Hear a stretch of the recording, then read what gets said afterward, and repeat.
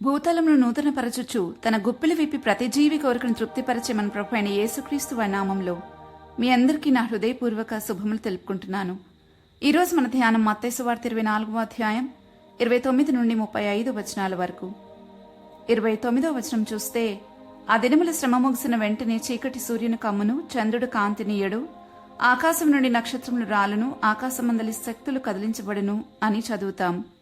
భూమి మీద తన రెండవ రాకడకు అనేకమైన సంకేతాలను వివరించిన ప్రభువు భూమి మీద శ్రమ ముగిసిన వెంటనే ఆకాశంలోని శక్తులు కదిలించబడతాయి అని చెప్తున్నారు. అయితే లూకాసు వార్త 21వ అధ్యాయం 26వ వచనంలో కూడా ఇదే విషయం చెప్పబడి అక్కడ ఇంకొక మాట వ్రాయబడి ఉంటుంది. అదేంటంటే, రాబోచున్న వాటి విషయమై భయము కలిగి మనుషులు ఎదురు చూచుచు ధైర్యము చెడి కూలుదురు అని. ఒక పక్క శారీరకమైన శ్రమలు, మరొక పక్క మానసికమైన శ్రమలు కలుగుతాయని ప్రభు స్పష్టంగా చెప్తున్నారు.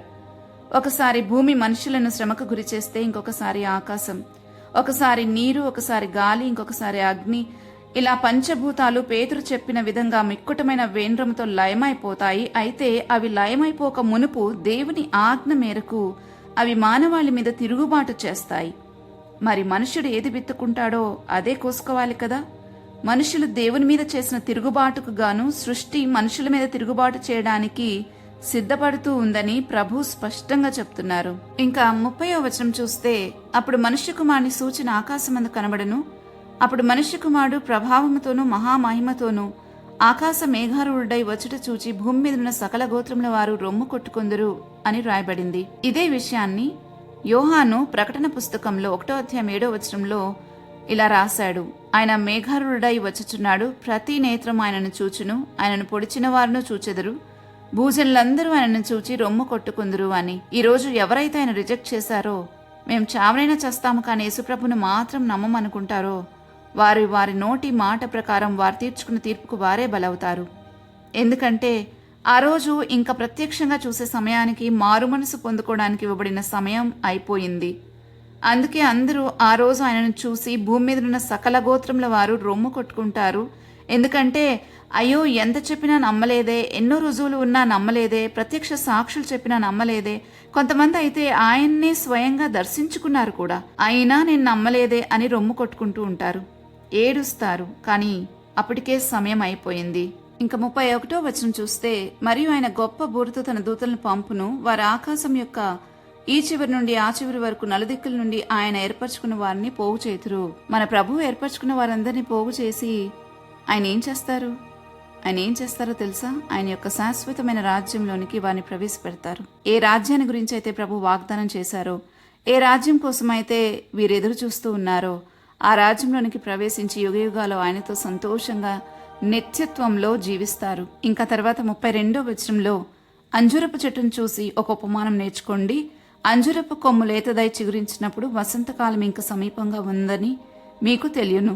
33, ఆ ప్రకారమే మీరీ సంగతులన్నీ జరుగుట చూచినప్పుడు ఆయన సమీపముననే ద్వారము దగ్గరనే ఉన్నాడని తెలుసుకోండి. 34, ఇవన్నీ జరుగు వరకు తరము గతింపదని నిశ్చయముగా మీతో చెప్పుచున్నాను. 35, ఆకాశమును భూమియు గతించును కానీ నా మాటలు ఏమాత్రము గతింపవు అని రాయబడి ఉంది. అయితే మనం గమనిస్తే ప్రభువు ఈ అధ్యాయంలో చెప్పిన అన్ని సంగతులు జరగటం మనం చూస్తూ ఉన్నాం. మోసపోవడం దగ్గర మొదలు పెట్టుకుని అనేకులు క్రీస్తు పేరిట రావడం, ఇప్పటికే 40 మంది పైగానే క్రీస్తు పేరిట వచ్చి నేనే క్రీస్తునని చెప్పుకున్నారని చరిత్రలో ఉంది. ఇంకా యుద్ధాలు, యుద్ధ సమాచారాలు, కరువులు, భూకంపాలు, అందరి చేత ద్వేషించబడటం, అది కూడా క్రీస్తు నిమిత్తమై ద్వేషించబడటం, అక్రమం విస్తరించటం, ఇవన్నీ జరగటం చూసినప్పుడు మనము ఎలాంటి ఆలోచనతో ఉండాలంటే ఆయన చాలా సమీపంగా ఉన్నారు, ద్వారం దగ్గరనే ఉన్నారు అని మనం తెలుసుకుని ఆ విధంగా మనం బ్రతకాలని ప్రభు ఈ వాక్యాన్ని మనకు అందిస్తున్నారు. ఆయన ప్రస్తుతము ద్వారం దగ్గరే ఉన్నారు, ఎందుకంటే చెప్పబడినవన్నీ జరుగుతూనే ఉన్నాయి. ఇంకా ప్రభు అన్నారు, ఇవన్నీ జరుగు వరకు ఈ తరము గతింపదు అని. లోకం దృష్టికి ఒక తరము అంటే సాధారణంగా ఒకే వయసు వారందరినీ కలిపి ఒక తరం అంటారు. కానీ ప్రభు దృష్టికి తరము అంటే వారి గుణగణాలను బట్టి, వారి స్వభావాన్ని బట్టి ఉంటుంది. అందుకే ప్రభు మత్తయి సువార్త 12వ అధ్యాయం 39వ వచనంలో అంటారు, వ్యభిచారులైన చెడ్డతరం వారు అని. ఇంకా మత్తయి సువార్త 17వ అధ్యాయం 17వ వచనంలో కూడా ప్రభు వారిని విశ్వాసం లేని మూర్ఖతరం వారులారా అని సంబోధించడం మనం గమనించగలం. ఇంకా అపోస్తుల కార్యాలు 2వ అధ్యాయం 40వ వచనంలో కూడా పేతురు ఈ విధంగా అంటాడు, మూర్ఖులైన ఈ తరం వారికి వేరే రక్షణ పొందండి అని. లోకం దృష్టికి తరం అంటే కాల పరిమితిలో ఉంటుంది, కానీ ప్రభు దృష్టికి తరం అంటే కాలానికి మించి ఆత్మీయ స్థితిపై ఆధారపడి ఉంటుందనే విషయాన్ని మనం అర్థం చేసుకోవాలి. ఇవన్నీ జరుగు వరకు ఈ తరం గతించదు అంటే ప్రభు పేర్కొంటున్న తరం ఆనాటి ప్రజల నుండి చివరి రోజుల్లోని ప్రజల వరకు.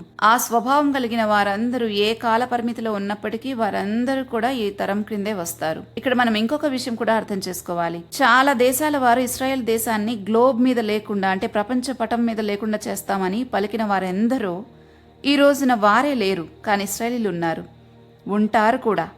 ప్రపంచమంతా ఏకమైన ఇస్రాయేలీలను భూమి మీద లేకుండా ఎవ్వరూ చేయలేరు. ఎందుకంటే దేవుని వాక్యం చెప్తుంది, ఇవన్నీ జరుగు వరకు తరం గతింపదు అని. ఇంకా ఆకాశమును భూమి గతించును, కానీ నా మాటలు ఏమాత్రము గతింపవని ప్రభు అన్నారు.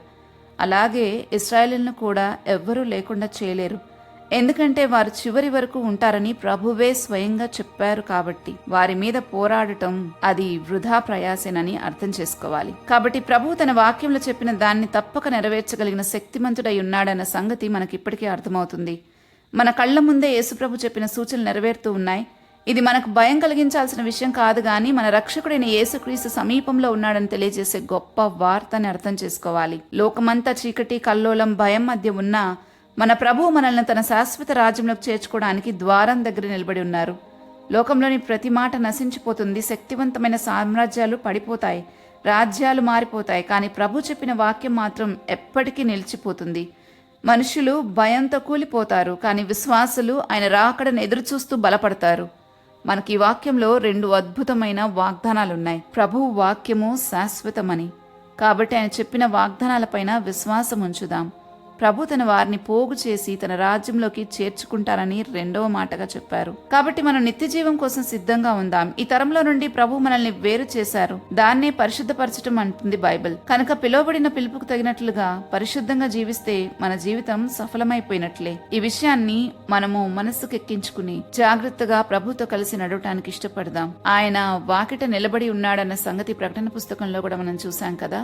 అయితే ఆయన వాకిట్లో నిలబెట్టొద్దు, కానీ నీ హృదయంలోకి చేర్చుకుంటే నువ్వు గొప్ప కార్యాలు ఆయనతో కలిసి చేయగలుగుతావు, చూడగలుగుతాం. ప్రార్థించుకుందామా? ప్రభువా, ఏ విషయాలు కూడా మా దగ్గర నుంచి దాయడానికి మీరు ఇష్టపడలేదు. మాకు సంభవింపబో ప్రతి సంగతిని వివరించి మమ్మల్ని వెలుగులో ఉంచినందుకు మీకు స్తోత్రాలు చెల్లించుకుంటున్నాం. మీరు చెప్పిన ఈ తరం వాళ్ళ నుండి వేరై మేము పరిశుద్ధంగా జీవించడానికి సహాయం చేయండి. మేము ఏ విషయంలోనూ కలవరపడకుండా మమ్మల్ని కాపాడమని ప్రార్థిస్తూ ఉన్నాం. మీ రాజ్యం మాకు త్వరగా వచ్చును గాక. మీ చిత్తమును మా జీవితాల్లో ముమ్మాటికి నెరవేర్చండి. మా జీవితాల ద్వారా నీ నామం ఎంతో మహిమ పొందుకునేటట్లుగా సహాయం చేయండి. అంతవరకు సహించునేటట్లు కృప చూపమని, ఈ రోజంతటినీ మా పనులను దీవించమని యేసుక్రీస్తు ప్రభు నామంలో అడిగి వేడుకుంటున్నాము తండ్రి, ఆమెన్. రేపటి ధ్యానంలో మరలా తిరిగి కలుద్దాం. అంతవరకు దేవుని కృప మనందరికీ తోడై ఉండును గాక. ఆమెన్.